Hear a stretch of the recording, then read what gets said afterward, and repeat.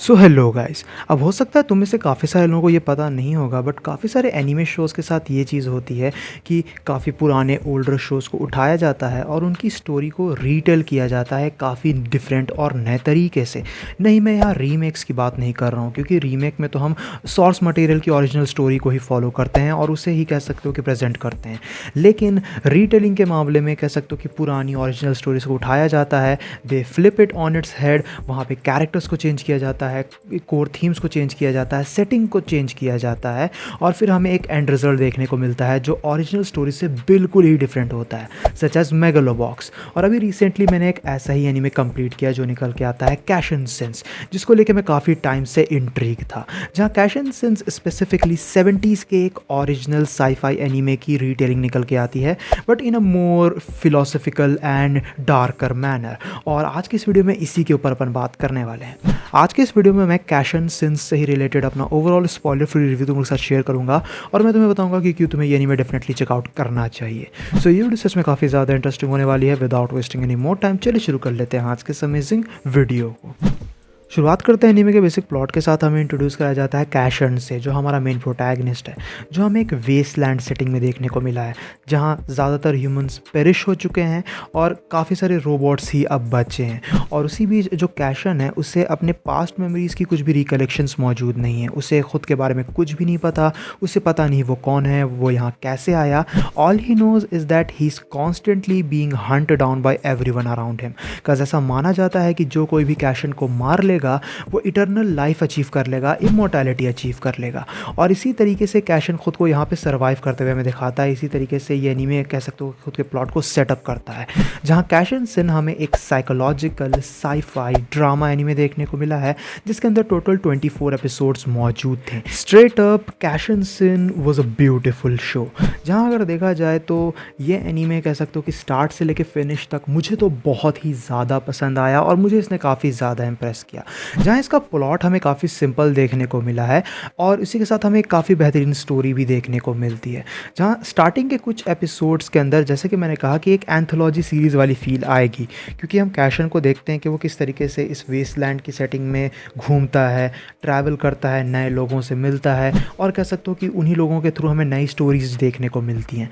लेकिन इन सब के साथ साथ जो फर्स्ट हाफ है शो का, वो बहुत ही ज़्यादा डीपली फॉलो करता है आइडेंटिटी क्राइसिस और रिडेम्पशन जैसे थीम्स को, जो हमारे ऑब्वियसली मेन कैरेक्टर से जो है कनेक्टेड है। और इसी के वजह से हमें कह सकते हो कि काफ़ी अच्छी खासी सेटिंग देखने को मिल जाती है और अब काफ़ी अच्छा खासा कह सकते हो कि कैरेक्टर इंटरेक्शन वगैरह भी देखने को मिल जाता है, जिस तरीके से ये शो डेवलप होता है।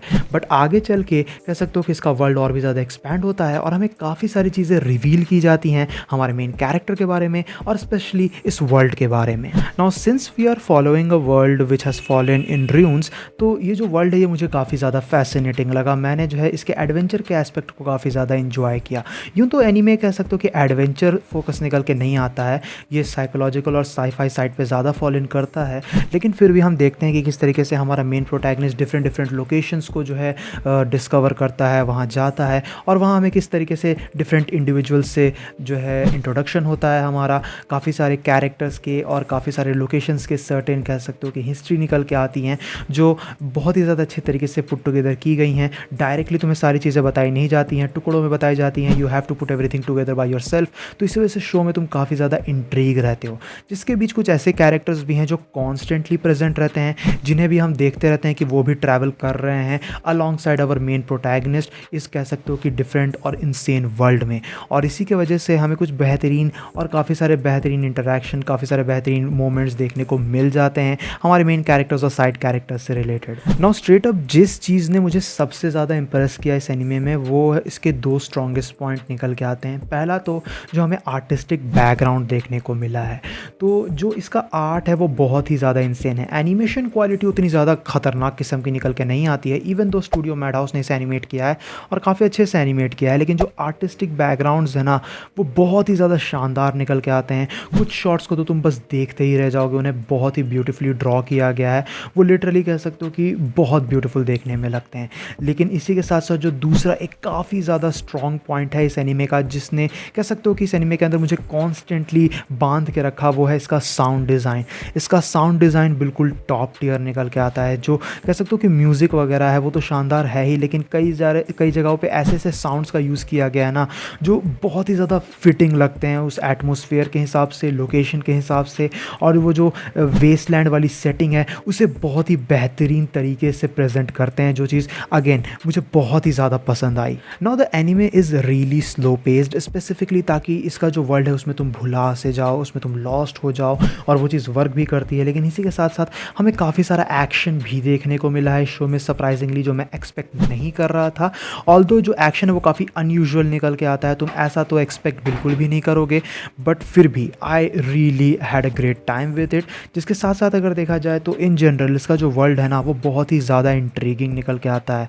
You will love the structures, the architect, it all feels like you are looking at a canvas, और वो चीज़ मुझे बहुत ही ज़्यादा शानदार लगी।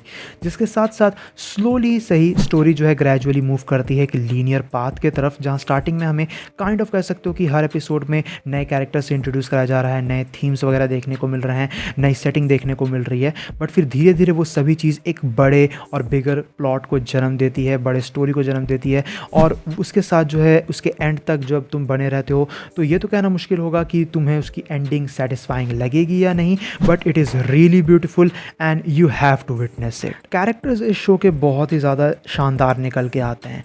कुछ कैरेक्टर्स ऐसे हैं जो कह सकते हो कि तुम्हें बहुत ही ज़्यादा इंप्रेस नहीं करेंगे स्टार्टिंग में, बट जैसे जैसे जो है तुम उनके साथ ज़्यादा टाइम स्पेंड करते हो उन कैरेक्टर्स की डेप्थ तुम्हें साफ साफ नज़र आने लगती है। साथ ही साथ जो हमारा मेन प्रोटैगनिस्ट भी है ना वो काइंड ऑफ थोड़े से साइलेंट प्रोटैगनिस्ट जैसा पोर्ट्रे किया गया है। पर्टिकुलरली एक साइलेंट प्रोटैगनिस्ट निकल के वो नहीं आता है, लेकिन उसे इस तरीके से लिखाया गया है ताकि हम उसके नज़र के हिसाब से, उसके पॉइंट ऑफ व्यू से इस वर्ल्ड को एक्सप्लोर करें, और वो चीज़ बहुत ही शानदार हमें देखने को मिलती है।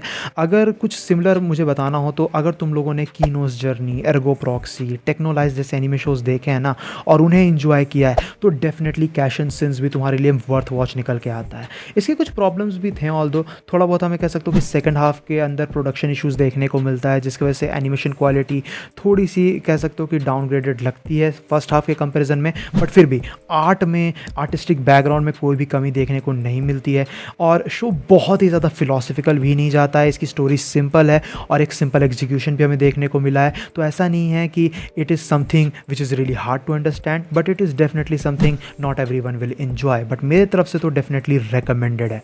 आखिर में बात की जाएगा रेटिंग्स की, तो कैश एंड सिंस रिलेटेड में रेटिंग्स रहेगी 8.5 आउट ऑफ 10 की। मैंने पर्सनली इस एनीमे को बहुत ही ज़्यादा एंजॉय किया, एंड मैं तो डेफिनेटली रिकमेंड करूँगा कि तुम इसे ज़रूर से चेकआउट करना। बाकी इन केस अगर तुम लोगों ने ये एनीमे देख रखा है तो तुम लोग नीचे कमेंट सेक्शन में अपने ओपिनियंस भी मुझे बता सकते हो। सो गाइज़, ये था मेरा spoiler free review cash and since anime को लेके। I am actually surprise with the quality of this show, और इसी वजह से मुझे इस तरीके के कह सकते हो कि रीटेलिंग शोज़ काफ़ी ज़्यादा पसंद आते हैं, जो किसी ओरिजिनल ओल्डर कॉन्सेप्ट को लेके कह सकते हो कि काफ़ी डिफरेंट तरीके से प्रेजेंट करते हुए हमें दिखाएं। बट नॉनदलेस वीडियो अगर तुम्हें पसंद आई हो तो वीडियो को अपना थम्स अप देना, दोस्तों के साथ शेयर करना, चैनल पे कहीं से भी अगर नया आए हो तो चैनल को ज़रूर से सब्सक्राइब भी कर लेना। मैं मिलूंगा तुमसे ऐसी किसी नेक्स्ट वीडियो में जल्द ही। Till then bye, stay tuned, stay awesome.